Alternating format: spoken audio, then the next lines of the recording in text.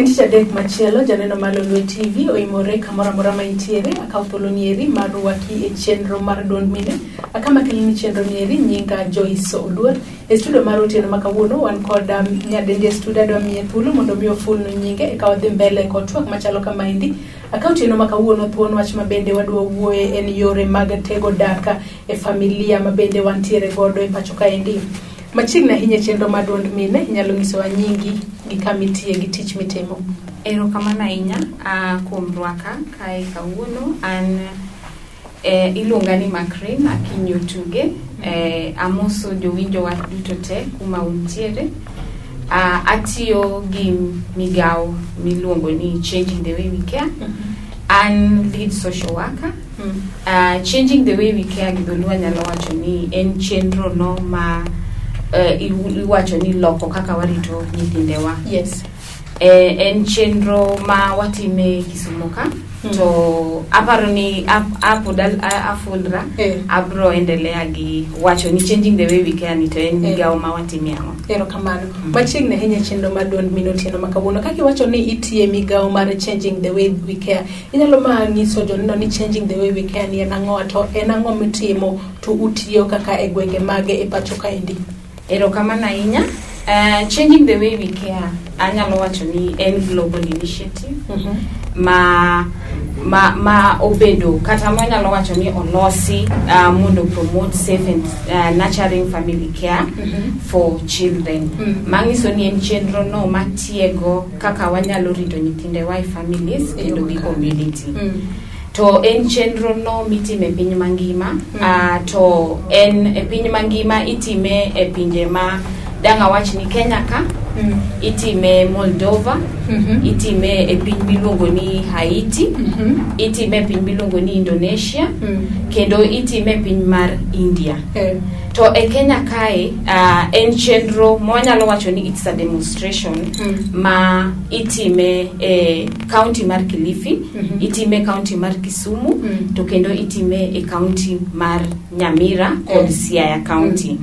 En chenro no ma gima wang'iyo maduong' ni en ni nyithindo nego riti kendo onego orit e yo makare e families kata e community nikech nonro setim moseyud ni nyithindo kodongo kendo korit e family environment to ntiere ber mang'eny moingo ka orit gi kuma oken family.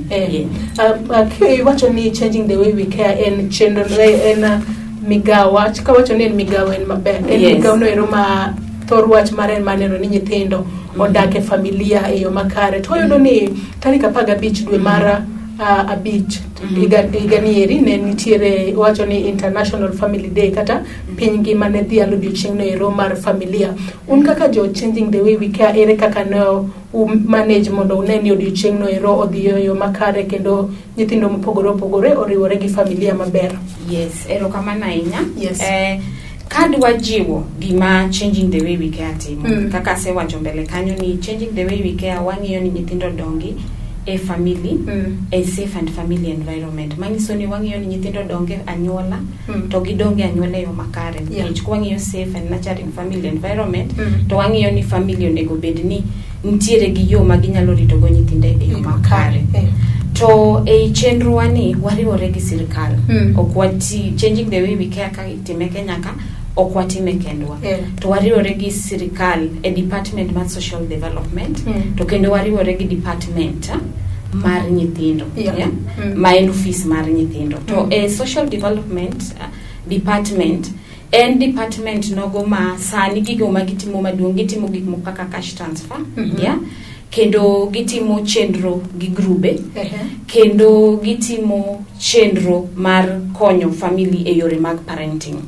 To kwang'iyo Department of Children Services wang'iyo ga ni Department of Children Services gima ging'iyo ga maduong' en wach mar child protection ma en geng'o bambo nyithindo kata ketho ratich nyithindo e yo mopogore.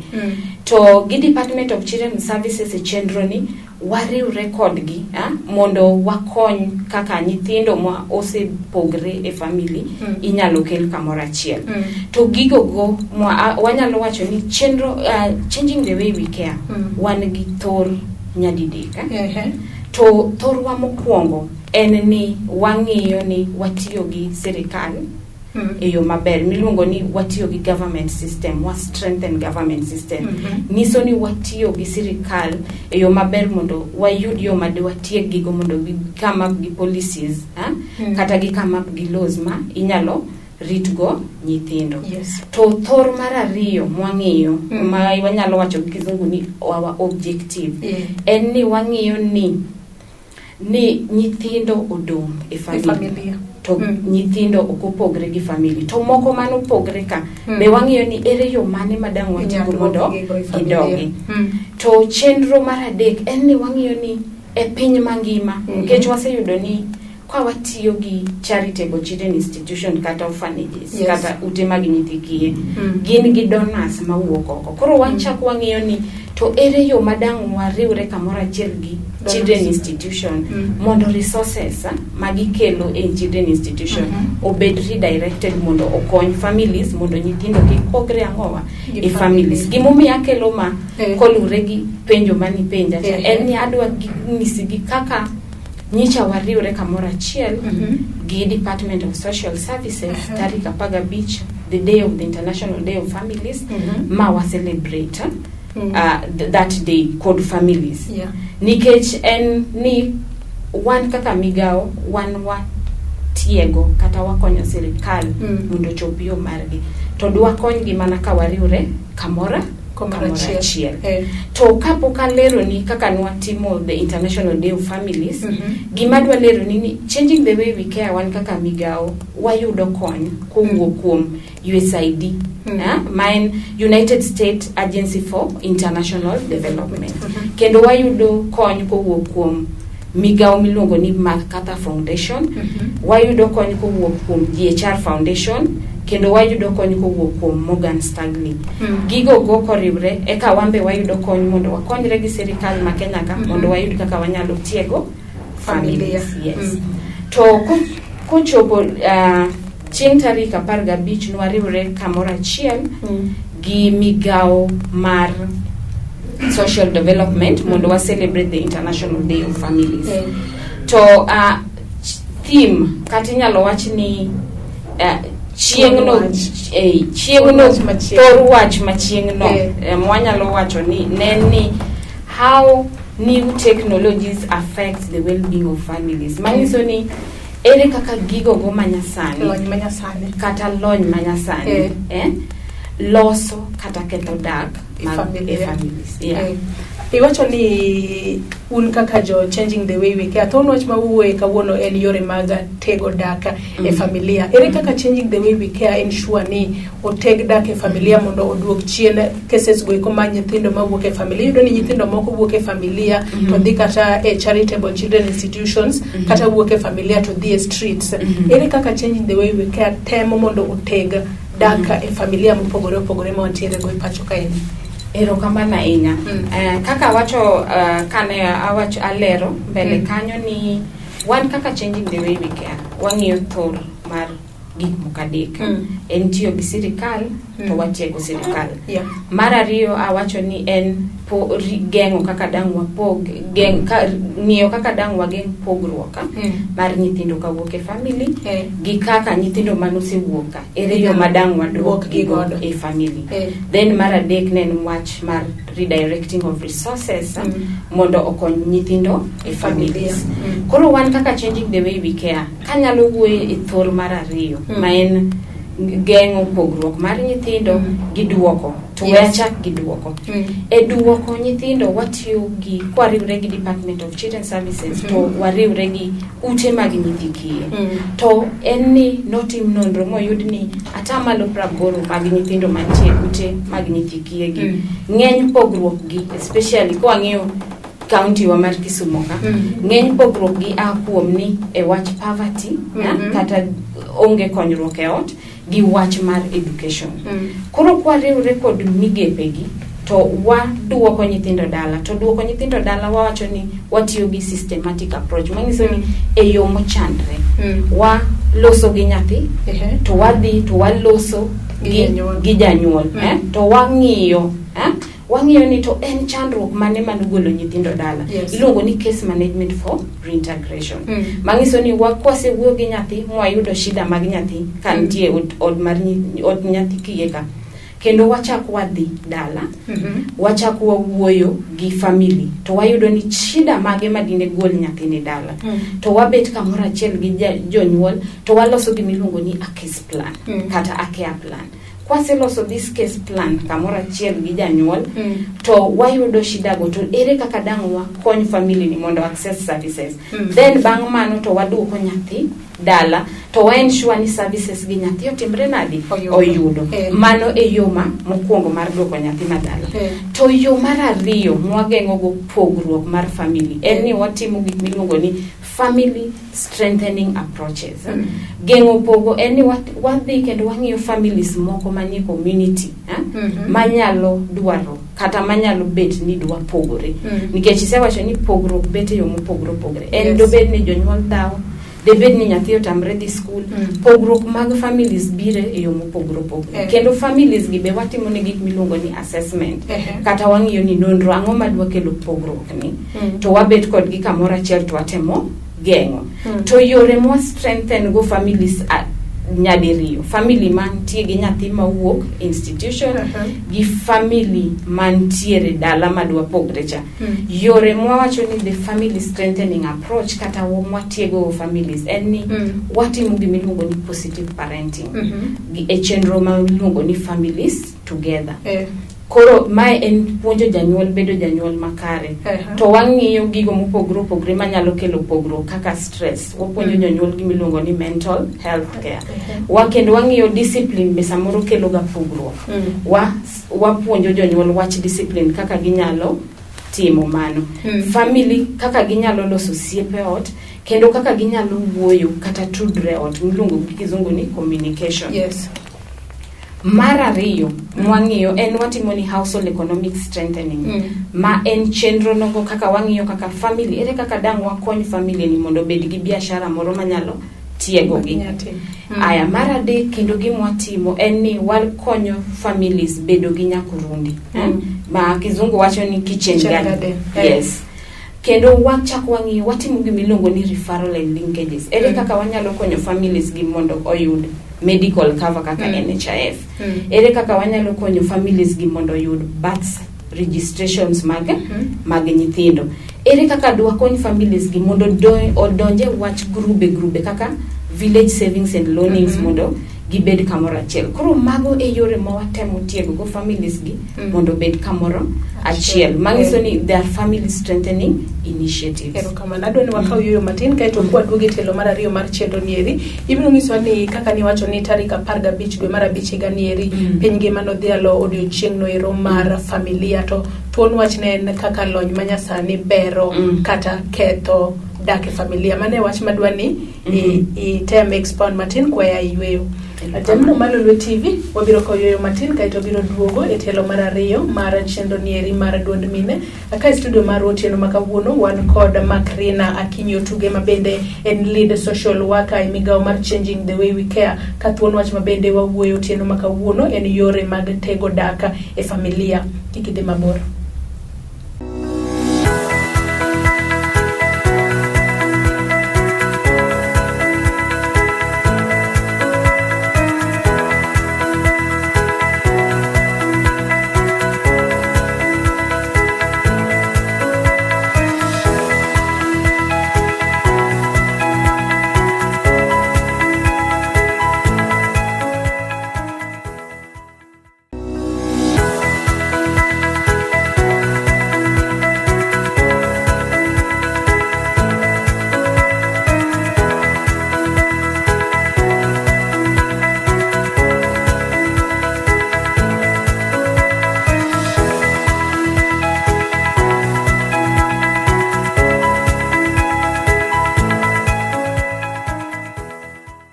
Erokamano kuom bedo kodwa machiegni kendo e tielo mar ariyo mar chenro ni eri mar Duond Mine kama kelo ni chenro ni eri nyinga Joyce Oduor e studio mar otieno makawuono wan kod Makrina Akinyo Tuge mabende en lead social worker e migao mar Changing the Way We Care e boma ma Kisumu. Kathuon wach mabende wawuoyo otieno makawuono en yore mag tego dak e familia.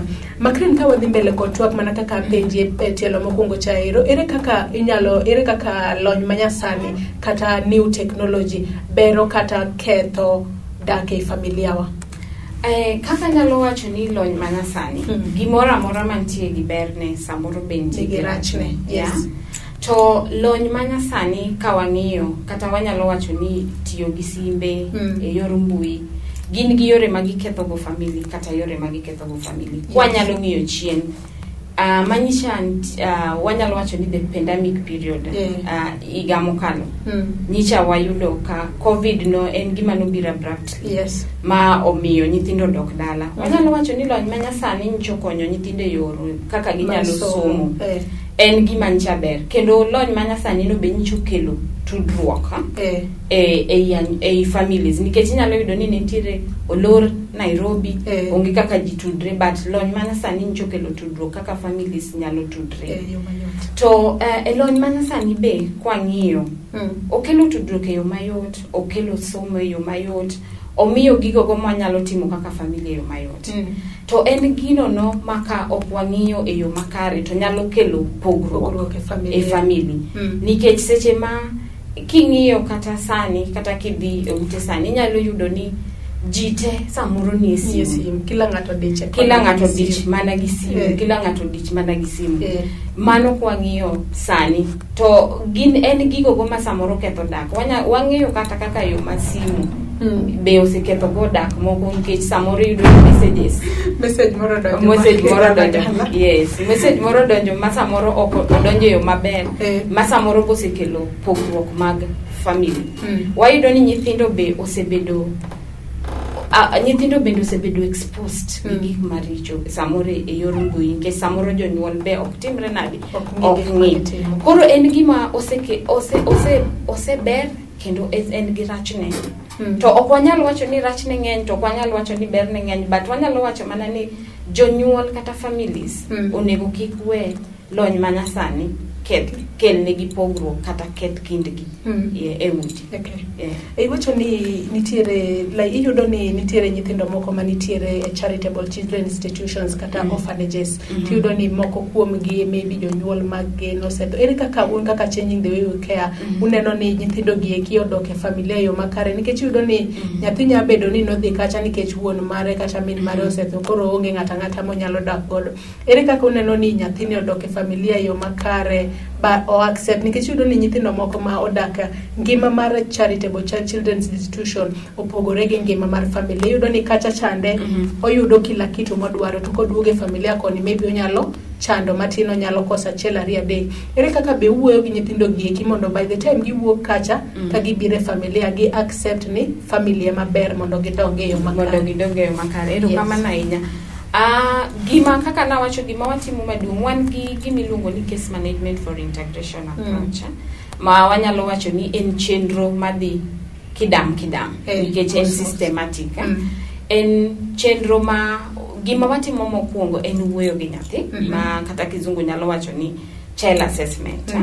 Seche ma wawuoyo gi nyathi nyaka wang'e be pach nyathi ni nyathini be ento dwaro nang'o odwa dak gi ng'a samoro ang'o manogole dala momiyo oyudre e children's home ka.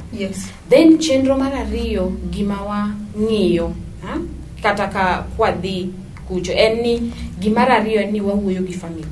Ka nyathi osenyisowa kuma oaye gi family to watimo gimiluongo ni family tracing. Wamanyo family no nini kanye ka ne kam family nitie to kowacho ni en kata ka baba gi gi mama gi nosetho to nitiere kata wedene moko wedene go wamanyo. Kwasedhi dala mwamanyo wedene go be wang'iyo ni ang'o manogolo nikech nyithindo wuok e families nikech weche mopogore.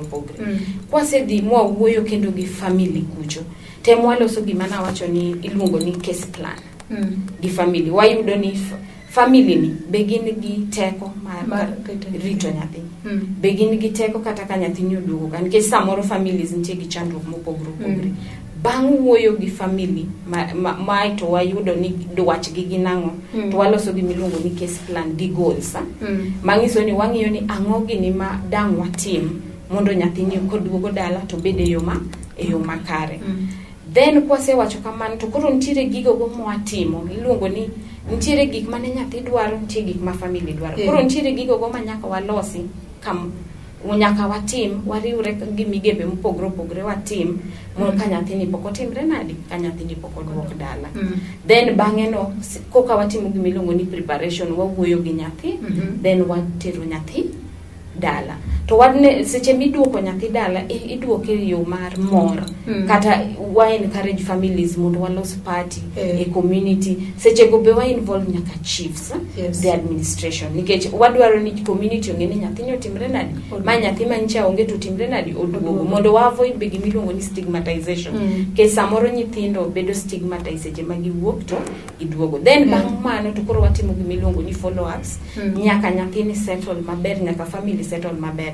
To in the process ni be watimo gimiluongo ni the family strengthening, mana wacho ni ja ken family mahitaji cash transfer wa miyo, ken family mahitaji parenting wa miyo, wa refer this family to social services like NHIF, birth registration kagi gidwaro. Ken family mahitaji economic empowerment kaka business startup kits, kaka loso nyakirundi be wakonyogi. At the end of the day wawacho ni wadwaro ni nyathini mondo o settle the home.